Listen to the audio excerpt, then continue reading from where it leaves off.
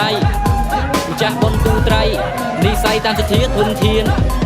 មើលអ្នកកាន់ក្លោះមកស្រុកពេលធ្វើបុណ្យទានអូសតជាស្ពានអមទាននំមានបញ្ញាអួតអីម៉េះធ្វើដូចចេះខ្លួនលេខនេះសំមើលឆ្លើយឲ្យអំសួរដោយស្មោះវិស័យសាសនាតែធ្វើបុណ្យកាត់ទៅទានបានផលយ៉ាងណាសូមពូលាវាចាពុំសាក្រឹកប្រាប់ឲ្យត្រង់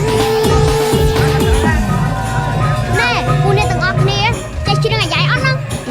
ហើយចូលមានទៅស្អី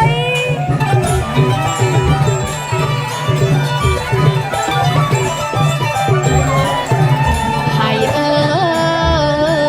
យខ្ញុំមិនអំនួតអួតទេណាធ្លាប់លឺយាយតាលោកនិទាននៅខ្ញុំមិនអំនួតអួតទេណាធ្លាប់លឺយាយតាលោកនិទានអ្នកធ្វើកថាពិតជាមានបុណ្យកុសលច្រើនអានិសង្ឃ6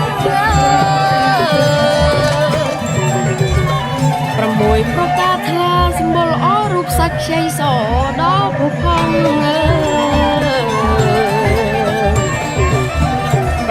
ប្រកាសថាសម្បុរល្អរូបសាច់ខ្ចីសដល់ពុផងសន្តានគុំគួរមិនទៀបមិនចំប្លង់បញ្ញាត្រូវត្រង់ចេញចាំស្នាញា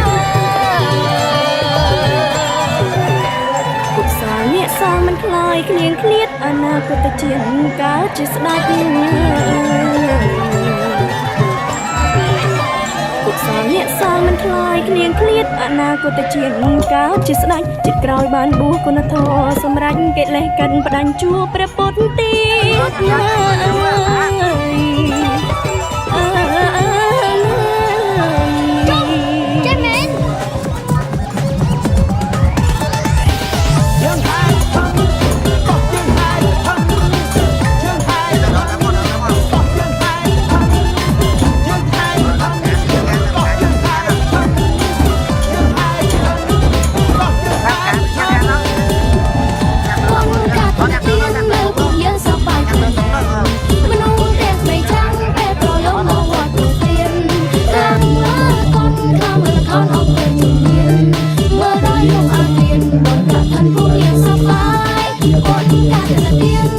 Hãy subscribe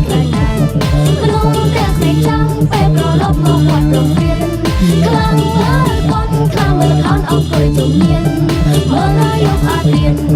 không bỏ lỡ